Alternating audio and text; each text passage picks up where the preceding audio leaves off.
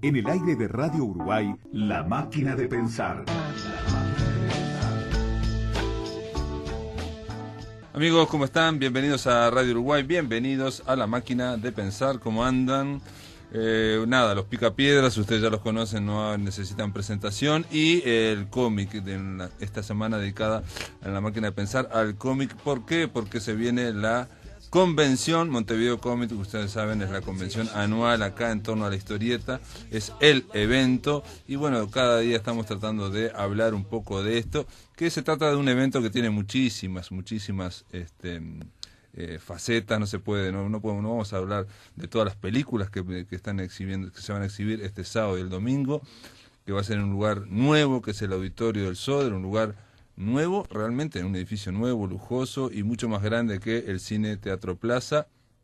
Y no es imposible hablar de todas las películas, de todos los invitados internacionales, de todas las conferencias que van a ocurrir y de todo lo que va a haber, que es mucho, pero bueno, le estamos dando, aunque sea un pantallazo, cada día, entre otras cosas. Bueno, antes de arrancar quiero decir que tenemos a Jorge Pose en controles de emisión, lo tenemos al Flaco Germán en la puesta a punto y nada, le vamos a dar la bienvenida a... Ustedes saben que Montevideo Comics se usa también, es como plataforma para presentar trabajos, para presentar historietas en una producción de la historieta uruguaya que ya tiene un proceso constante, que ya tiene un proceso bastante fluido y bueno, que hay una producción nacional, digamos, más o menos sostenida. Bueno, en este caso vamos a hablar con los autores de Las Andanzas de Vlad Tepes. ¿Cómo les va? Silvio Galici y Matías Vergara. ¿Cómo andan los dos? ¿Qué tal? Buenas noches. Buenas noches.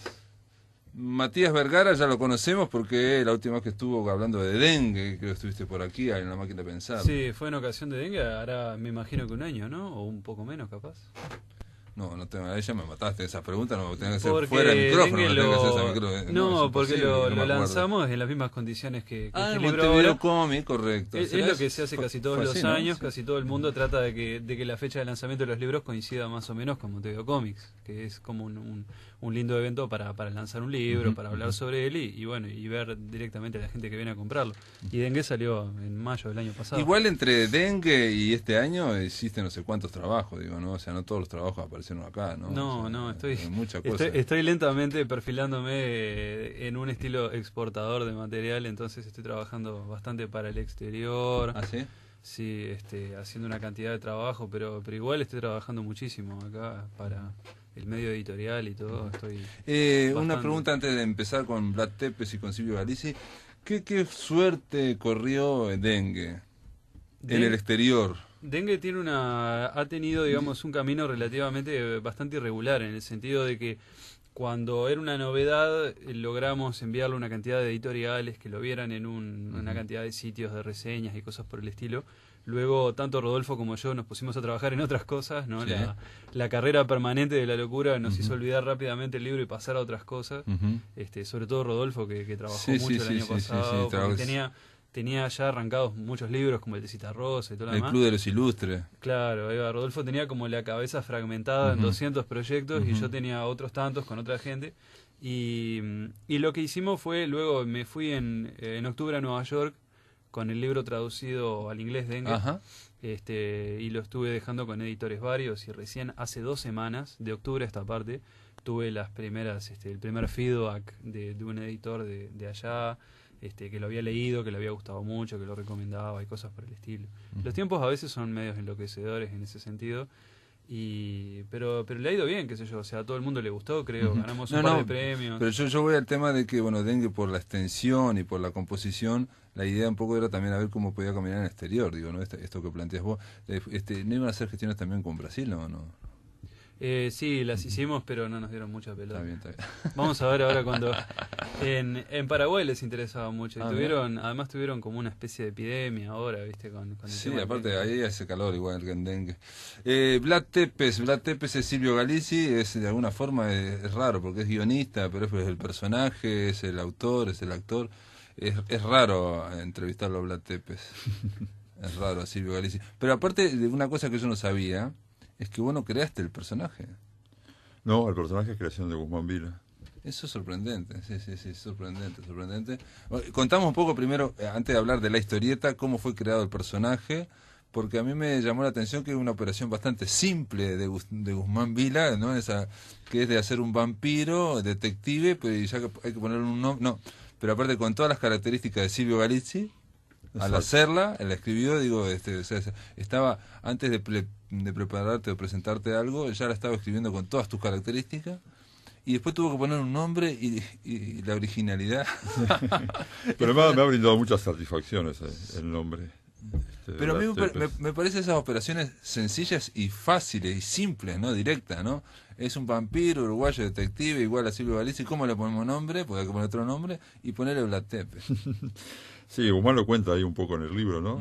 Hace un post, en vez de un prólogo, un post, luego, como se llame, un postfacio, lo que quieras llamarlo. Sí, un postfacio. Y sí, Guzmán quería filmar una película, quería que yo participara, porque no sé, determinadas características mías le resultan útiles. Pero ya se conocían de antes, Sí, digamos. con Guzmán somos amigos hace unos 20 años, quizás. Ah, pero no de hacer cine, sino Sí, de los cómics, de Ajá. reuniones, de ir al cine, Ajá. de escuchar música juntos. Guzmán tiene unos cuantos años menos que yo, pero igual siempre tuvimos mucha Sí, sí. afinidad. Somos los dos admiradores de Carpenter, por de John ejemplo, Carpenter, digo, ese de fanático. Sergio Leone, yo qué sé, de Militan muchas en cosas. una institución futbolística. También somos hinchas de Nacional los dos, sufridos hinchas de Nacional en este momento, pero En bueno, este momento- a veces hay que perder también. En este momento, un momento sacrificado que hay que bancar, Sí, hay que volver hay que bancar todas las baboseadas que uno se mandó los años sí. anteriores. Claro, es como que vuelve todo, pero vuelve muy concentrado en 4 días. Sí, eso fue muy doloroso. Yo por suerte estaba en Buenos Aires el domingo pasado, así que zafé un poco Dale. de la derrota clásica. Y bueno, está, y como sabe que a mí me gusta mucho el tema de los vampiros y todo eso desde siempre, me enganchó, como dice él mismo ahí en el prólogo, en el postfacio, perdón, diciendo que iba a ser un detective de vampiros. Y bueno, por supuesto le dije que sí de entrada, ¿no? Y sí, tomó muchísimas características mías y otras no tanto.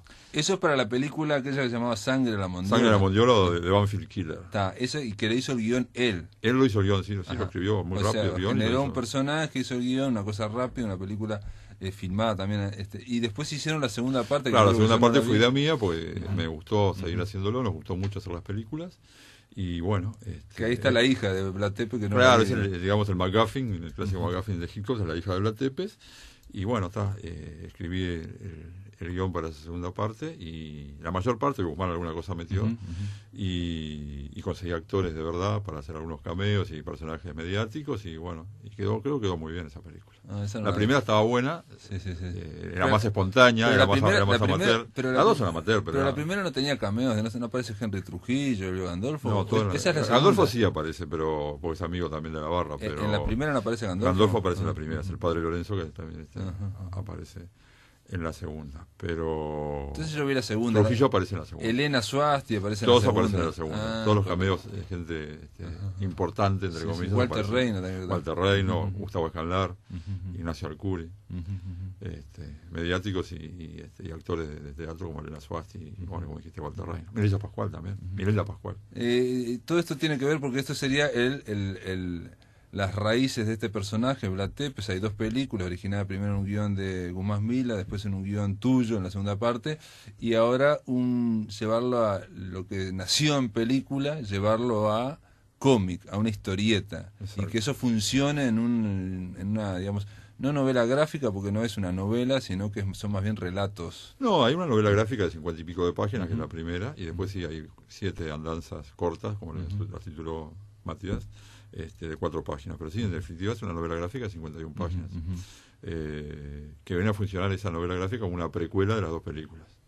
Porque cuando se conocen con Negreira es otro personaje importante de las películas. Ah, yo muy carismático. como no había visto la primera, yo pensé que era igual, estaba sacado de la primera, que ya se conocían en la primera. No, las primeras ya están juntos, ya se son conocen en el cómic. Sí, que no son amigos, sino son más bien un detective, el ayudante, de una cuestión de ahí. Sí, su especie de soplón y de esbirro, de sicario para hacer las cosas que Tepe no quiere ensuciarse las manos. Ahí va Negreira. Pero se conocen en el cómic. Ya en la primera película ya se conocían. En las películas también hay una diferencia, bueno, no sé, te pregunto, con respecto al cómic, que son muy montevideanas las películas, y el cómic no me pareció tan montevideano. Sí, más que montevideanas son del barrio La Mondiola. Sí. Estaba localizada casi todo, sobre todo la primera, en La Mondiola, porque se llama Sangre de la Mondiola. La segunda viene de Ciudad Vieja también, ¿no? Había escenas en la Ciudad Vieja, había escenas en Piriápolis, había escenas en el Parque Rodó, había mucha escena que no estaba pero digamos reconocibles. Acá Sí. no buscaron algo un Montevideo reconocible, ¿no? Este es un 40 semanas, por ejemplo, una historia Sí, corta. 40 semanas. Sí. Y bueno, sí, la historia larga transcurre en un lugar que no se sabe bien dónde es. Empiezan un asalto a un banco y no se sabe bien dónde está ubicado ese banco. Igual hay un montón de referencias a Uruguay, ¿no? Sí, claro, la llegada de Tepes a Uruguay, por ejemplo, cuando desciende del barco en el puerto de Montevideo. Sí, aparte hay, por ejemplo, un malo que es hermano de un monseñor. Exacto, exacto. Monseñor Tucoño. Sí. Y ahí está incluso el dibujo de Matías, ¿no? O sea, cualquier parecido con la realidad pura. Sí. Totalmente alevoso. Habían algunas indicaciones en el guión que eran bastante específicas, pero bueno, más allá de eso, el resto yo supongo que va en el lector, ¿no? Que tiene que mirar y ver. O hay un abogado también siniestro, Fernando González. cercano al poder, que se llama Fernando González. Fernando González, exactamente. Y entre toda esa, digamos, selva urbana, Vlad Tepes va haciendo de las suyas, que es una especie de detective, es un detective Al principio no, al principio es Vlad Tepes. Ajá, claro. Y después explica por qué llega a ser Claro, porque policía. había, no, porque digo, el tema del sol, y aparte había justo, ¿cómo es? Cargos vacantes.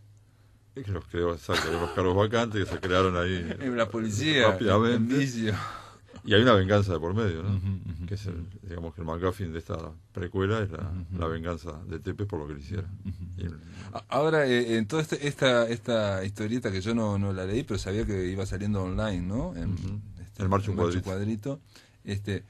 ¿Cómo fue el proceso, digamos, de la ilustración, del dibujo? ¿Vos le diste alguna referencia a Matías o era pasársela y que Matías...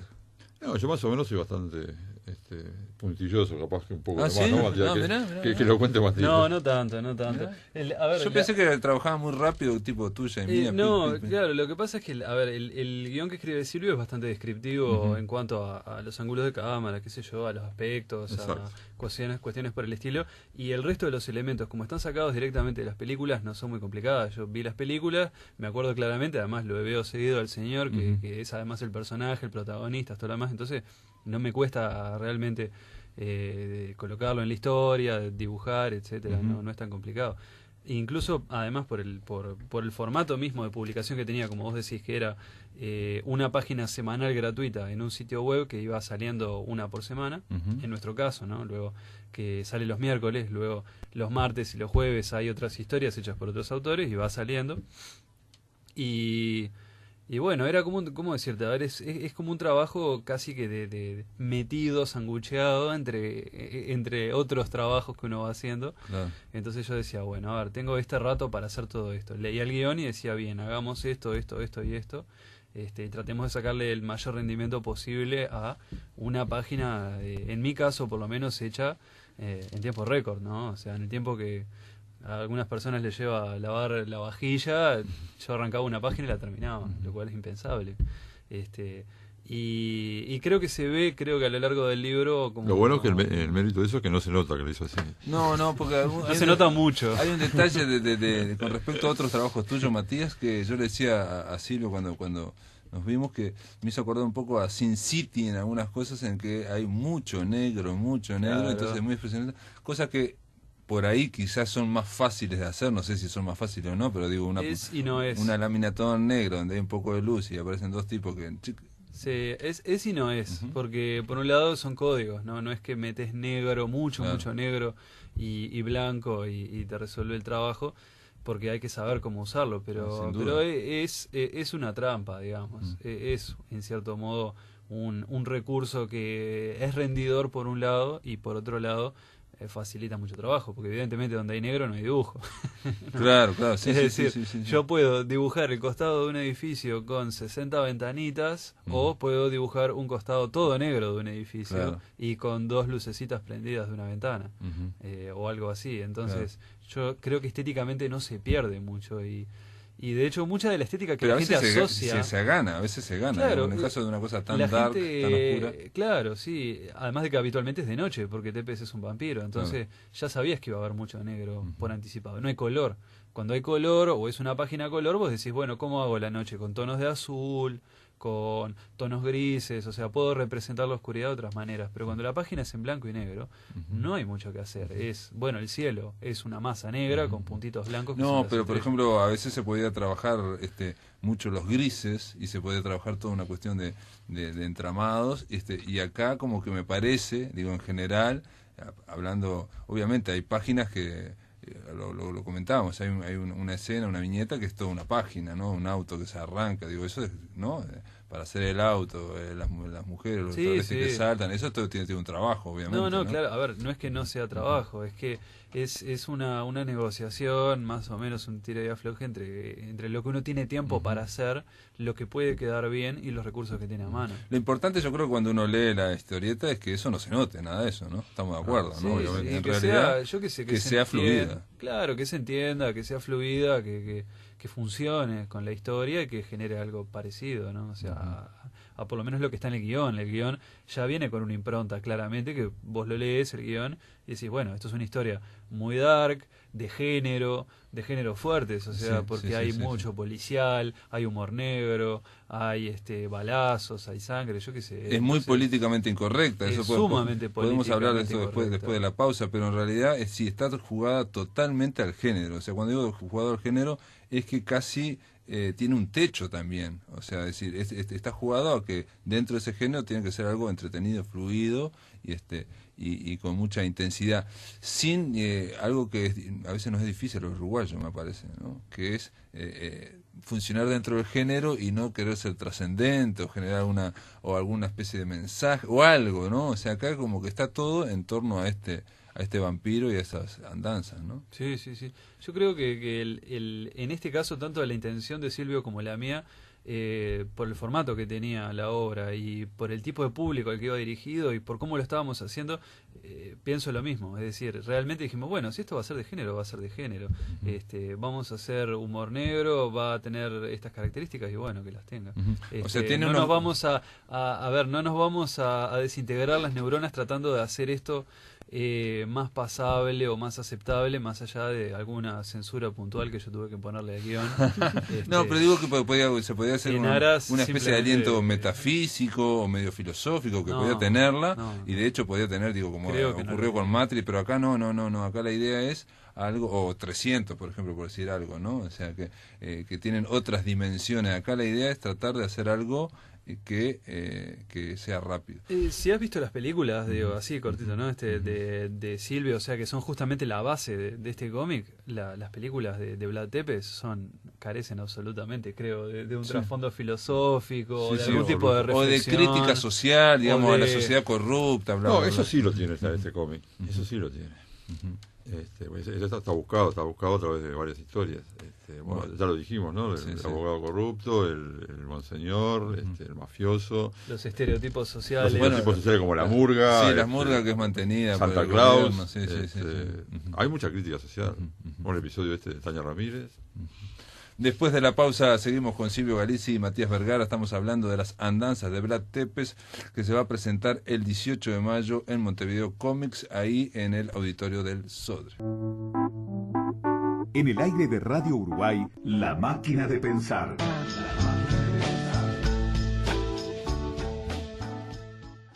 Estamos con Silvio Galizzi y con Matías Vergara. Ambos son los creadores, uno es el guionista, el otro es el dibujante de las andanzas de Vlad Tepes, que se va a presentar el 18 de mayo en Montevideo, este sábado en Montevideo Comics. La hora, ¿qué hora? 20. Ustedes, a las A la horas, hora 20. a las 20 horas.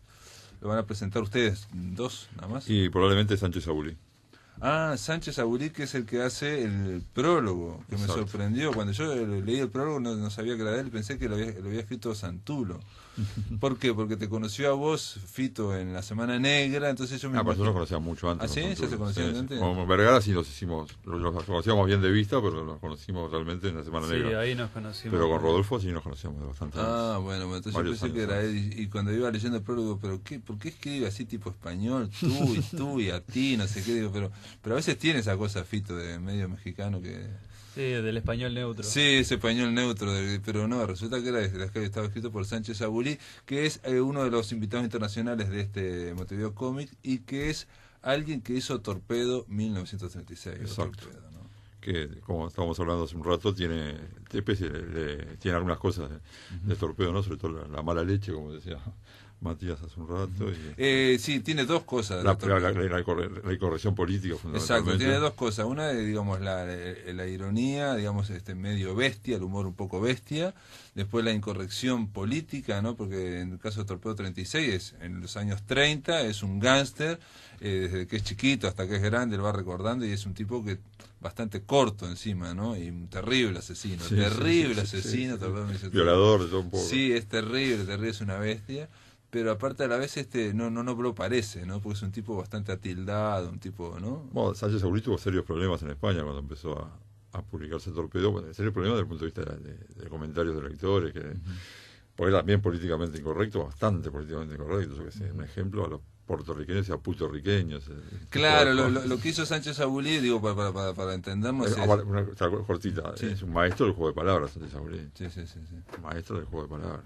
Sí, es un humor involuntario, claro. ¿No? Porque digo, el personaje no sabe que está haciendo un chiste, gracioso, claro, ¿no? Exacto. Que debe decir esto nada más, que lo que hace Sánchez Aulí es agarrar tipo unas películas de James Cagney de los años 30 o 40, ¿no?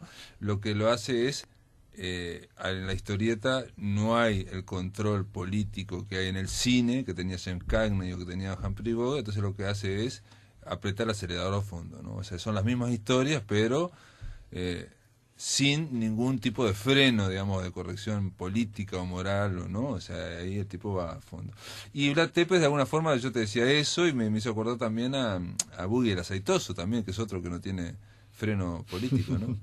Y que el operativo... Ni frenos morales. Y la operación de Fontana Rosa es la misma, es agarrar un tipo Clint Eastwood de los años 60, ¿no?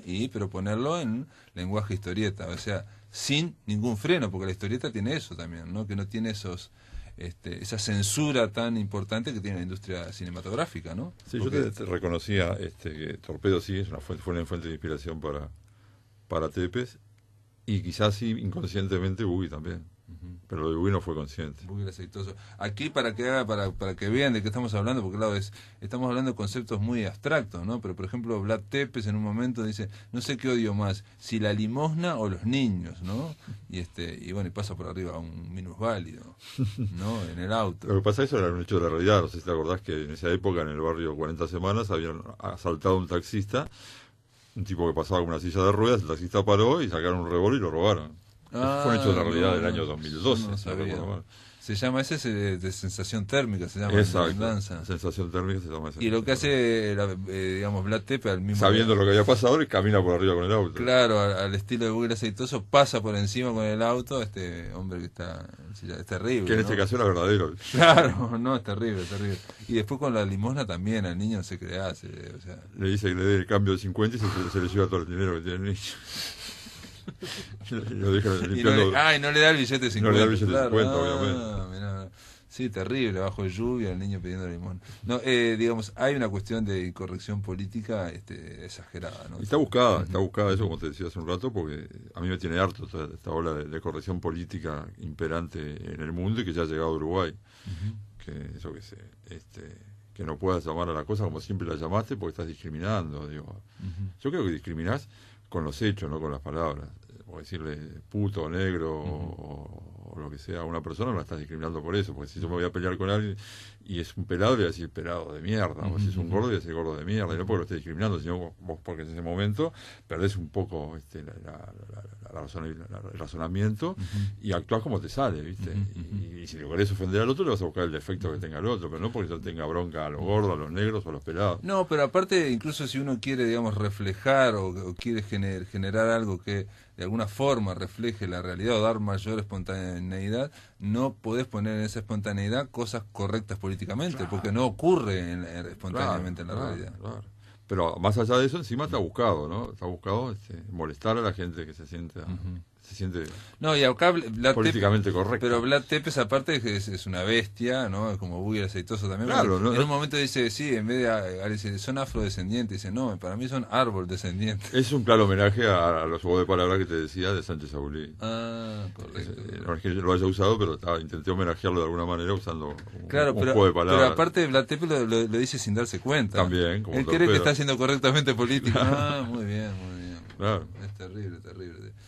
Bueno, eso genera un humor, y aparte de lo que genera también es que hay un detalle, yo creo, ¿no?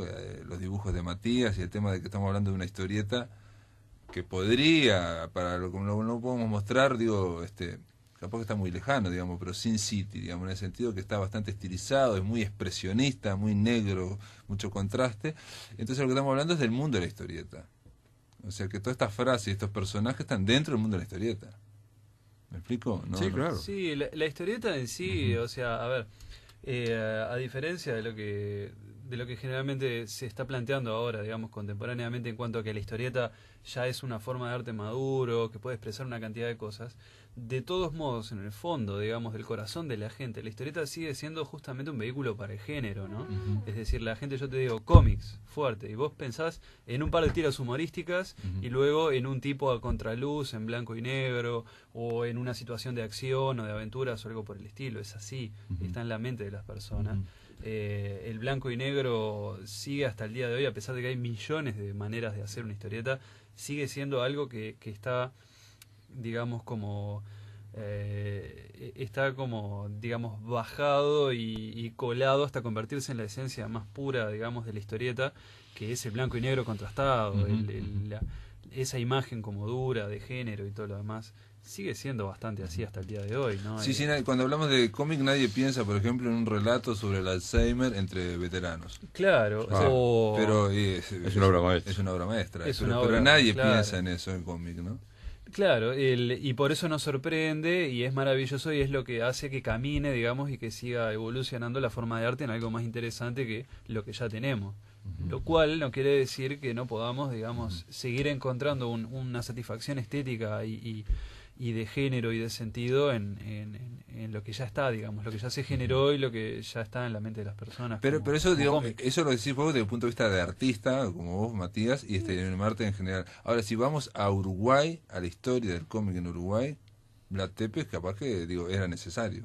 Sí, no sé, a ver, no sé qué tanto, o sea, realmente qué tanta diferencia hace, no estéticamente o no formalmente, sino en cuanto a los contenidos. Yo, por ejemplo, los chistes y los contenidos más horrendos y grotescos que he leído en mi vida los leí en la revista Guacho.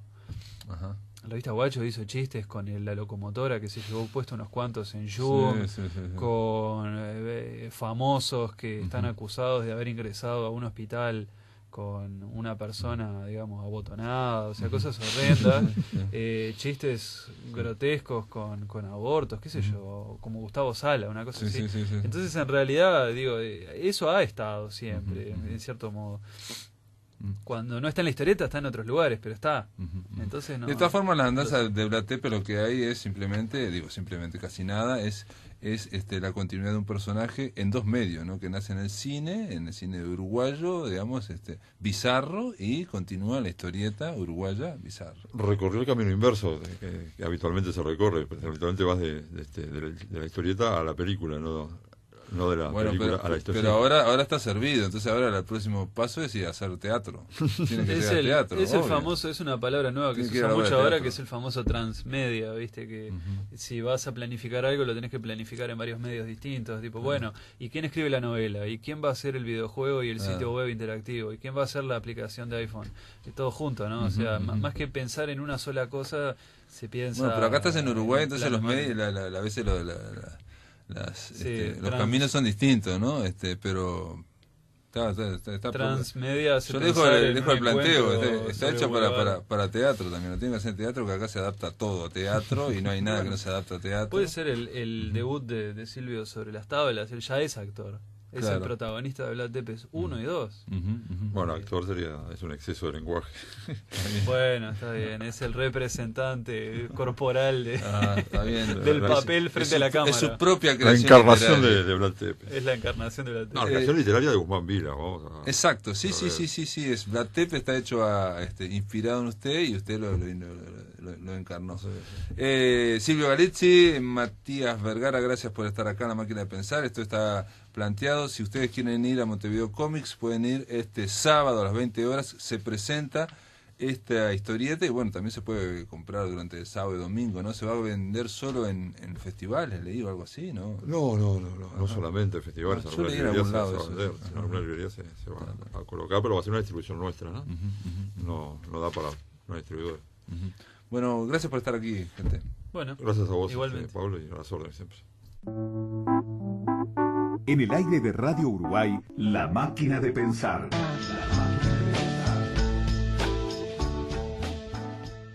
Muy bien, ahora vamos a darle la bienvenida a Diego Jordán. ¿Cómo estás? Pablo, ¿cómo estás? ¿Cómo andás? No, te estoy acá hablando desde... Te doy la bienvenida, estamos en Montevideo, en La Máquina de Pensar. ¿Vos estás en Santiago de Chile? En Santiago estoy. Santiago de Chile. Vos, Diego Jordán, sos un dibujante, un ilustrador uruguayo, pero que vive allá. Ahí va. Ujú. Sí, pero vivo hace 22 años en Santiago. Ah, vivís hace 22 años en Santiago. Hace bastante. Sí, emigramos con mi familia en el año 91. Ujú. Diego, tenés una extensa carrera. Yo le decía ayer a Matías Castro, estuvimos conversando con Matías Castro y Marcelo Sánchez, que me sorprendió tu carrera, digamos, en cuanto a que has dibujado de todo, ¿no? Prácticamente, sí. Wallace y Gromit, por ejemplo, Tortugas Ninja, Transformers, Astro Boy, G. Joe. A mí me sorprende que hayas dibujado Wallace y Gromit, para empezar. A mí también, no te creas. Es sorprendente, es brutal Wallace y Gromit. ¿Cómo fue? ¿Has trabajado en franquicias tan prestigiosas? Entre estas hay otras más, digo, otras franquicias más importantes, digamos, o igual.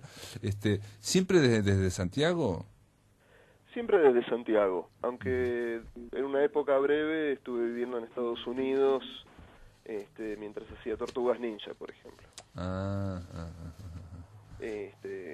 Pero fue solamente una época breve porque coincidió que otro de mis clientes me invitaron a trabajar a la oficina en California, y nada, aproveché de ir, pero después me regresé. ¿Ah, sí? Acá te menciona también Los Pitufos o Toy Story. ¿Toy Story ¿en qué sentido Toy Story, digamos, te pregunto? Bueno, dibujé los cómics de Toy Story. En eso esencialmente me especialicé en licencias y en cómics basados en licencias de juguetes y de animación. Que es todo digamos, un área que tiene que ver con la industria del cómic, que obviamente aquí en Uruguay, en Río de la Plata, no creo que no está desarrollada, creo, ¿no?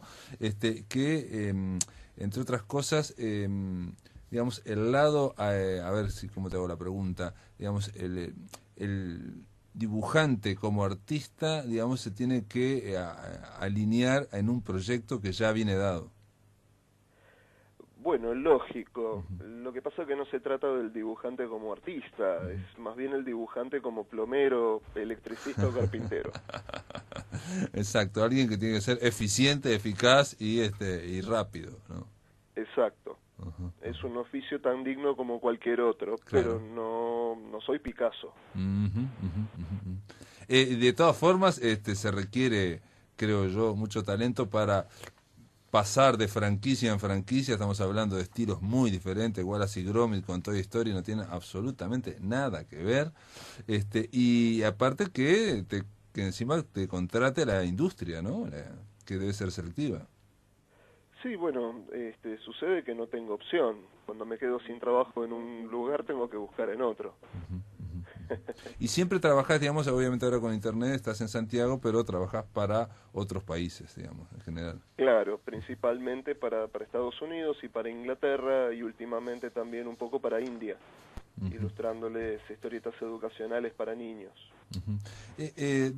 Acá vas a estar en Montevideo Comics, estamos esta semana hablando de Montevideo Comics, a que se acaban de ir Silvio Galizzi y Matías Vergara, y bueno, ayer estuvo Matías Castro, estuvo Marcelo Sánchez. Vas a estar entre los invitados internacionales, vos sos uno de los invitados internacionales, vas a dar unas charlas ahí, que ahora no sé exactamente cuándo la vas a dar, pero bueno, la vas a dar el sábado. La charla es a las 18 horas, es una charla con Matías y con Carlos María Federici, que es el autor del libro que editó y recopiló Matías sobre la obra historietística de Federici, ¿no? A mí lo que me tocó fue restaurar el material de Federici. Exacto. Restauración es otra área en la que estoy involucrado ahora. Eso te voy a preguntar ahora.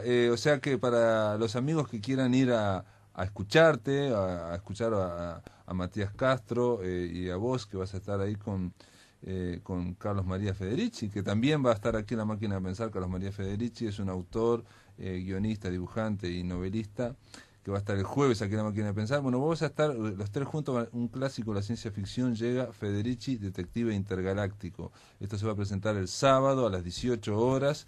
Y Diego, vos figurás acá como restauró las páginas del libro Federici, Detective Intergaláctico. Yo intenté averiguar qué era, bueno, ayer hasta que Matías no me lo explicó, no entendía nada.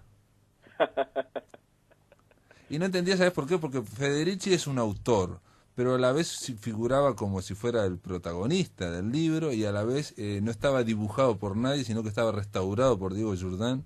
¿Me explico? Bueno, mira, voy a hacer la salvedad. Las historietas son las historietas que Federici publicó en Patatín y Patatán y en otros medios uruguayos. Lo que sucede es que, a ver, Es no como Chet existían Galvez. los archivos originales de una calidad que permitiera la edición moderna del material. Ah.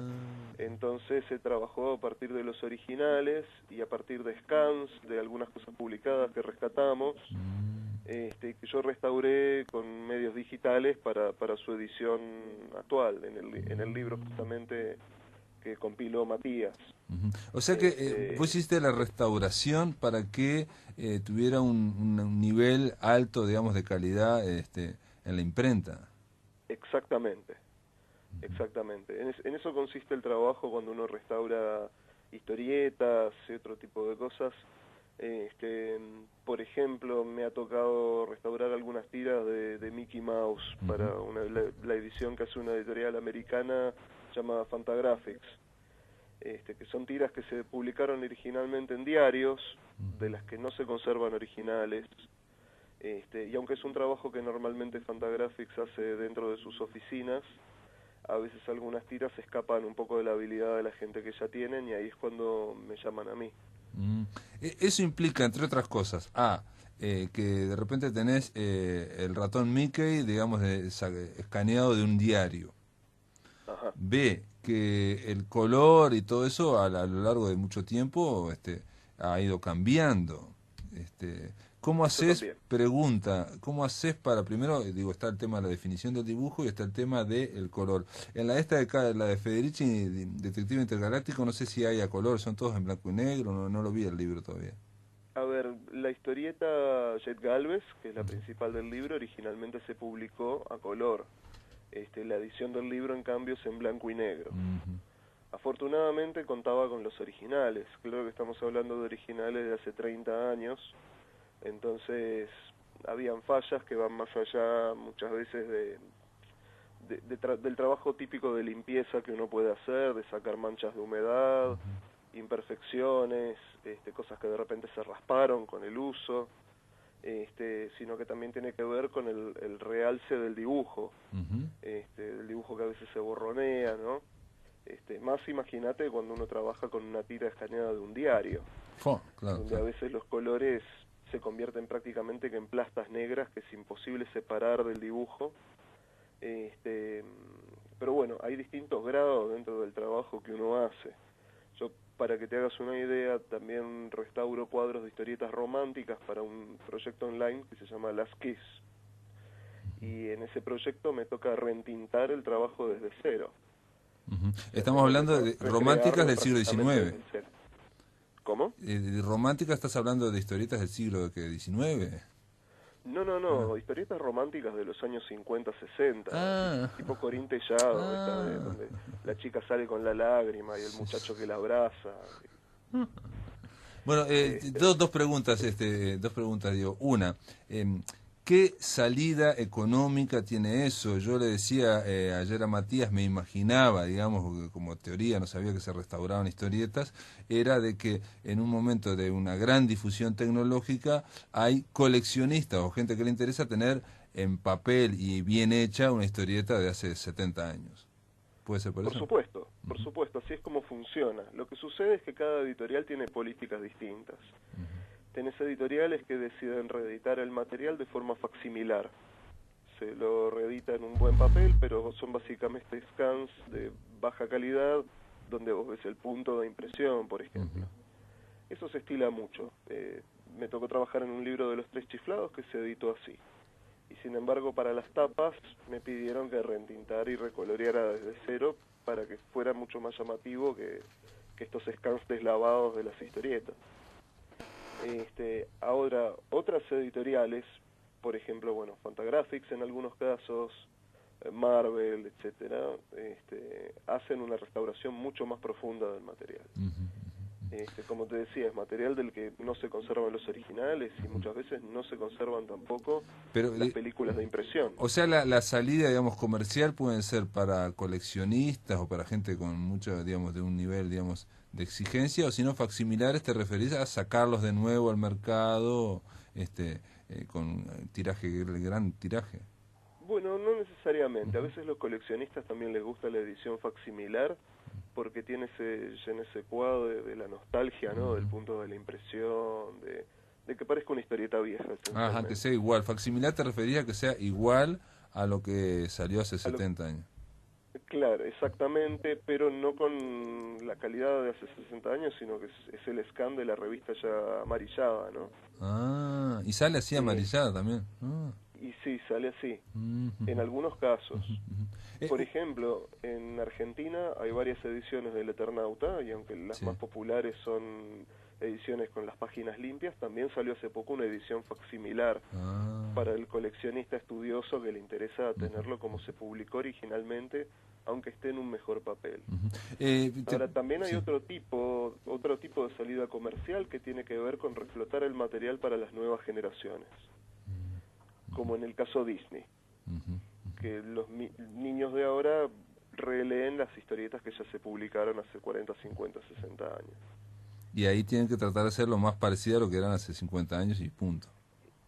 Y muchas veces también lo que se estila es recolorearlas para hacerlas más atractivas. Una pregunta. Y a veces se corrigen cosas como, no sé, tiene que ver muchas veces, a veces las historietas se hacían con la óptica de la época, por ejemplo, cosas que ahora consideraríamos racistas, por ejemplo. Sí, entonces a veces se redibujan. O colonialistas, o digamos, Exacto. Injustas con el tercer mundo, en fin, esas cosas. Claro, no se hace con todas, pero Disney lo hace, por ejemplo. Ahora, ¿qué pasa? Y si se nos termina el tiempo ya, Diego, pero te la tengo hecho antes la pregunta. Yo, una semana le dedicamos aquí a La Máquina de Pensar a Tintín, y hablamos con tintinólogos y un montón de cosas. En el caso de Tintín, Hergé es un tipo que era muy específico con el color, y este tintinólogo argentino me llegó a decir que yo le decía de cómo estaba, digamos, el color que había leído yo y que había visto, y me decía que existía la posibilidad de que aquí se hubiera impreso mal, por ejemplo. Te digo, ¿existe esa posibilidad, digamos, que el verdadero color en Europa era de tal forma y en América era de tal otra, o no? Honestamente, Pablo, en mi experiencia, esa posibilidad con la historieta europea no existe, porque siempre se editó mejor que las historietas en el continente americano. Siempre se editó en las revistas de mejor calidad de impresión, siempre preservaron las películas de impresión en blanco y negro y el color de otro lado, que posteriormente fue digitalizado. A mí me tocó, para que te hagas una idea, una historieta clásica belga de los pitufos, llamada Los Pitufos Negros. No es negros por racistas, es una especie de plaga zombie. Es una abeja que pica un pitufo y el pitufo se vuelve de color negro tinta y salvaje, ¿no? Y sale a morder otros pitufos, justamente como una plaga zombie. Pero para la edición moderna en Estados Unidos, para los niños de ahora, querían evitar cualquier tipo de connotación racista. Entonces me pidieron que recoloreara los pitufos negros, que los redibujara también, porque eran esencialmente manchas de color negro con los ojos blancos, y hiciera pitufos violeta.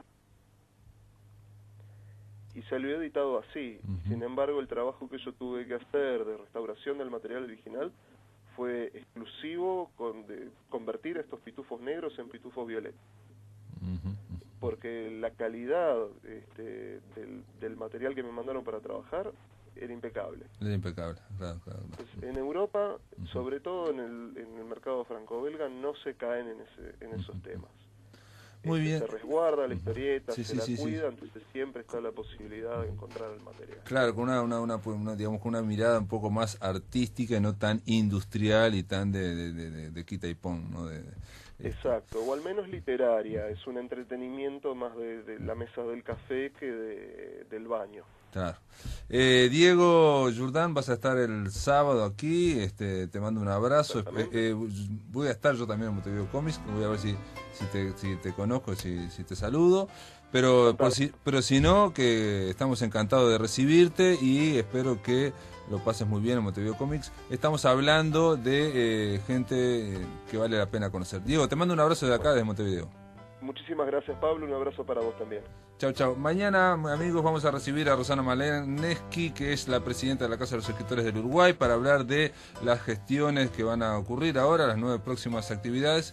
Y vamos a escuchar la conferencia del escritor, guionista de cómics y el biógrafo francés Benoît Peters, que realizó en la Facultad de Arquitecturas a propósito de una serie de novelas gráficas, de historietas muy populares de los años 80 que se llamó Las Ciudades Oscuras. Ahora los dejo con la voz de Gustavo Pérez Berrueta para la puesta a punto en Informe Uruguay.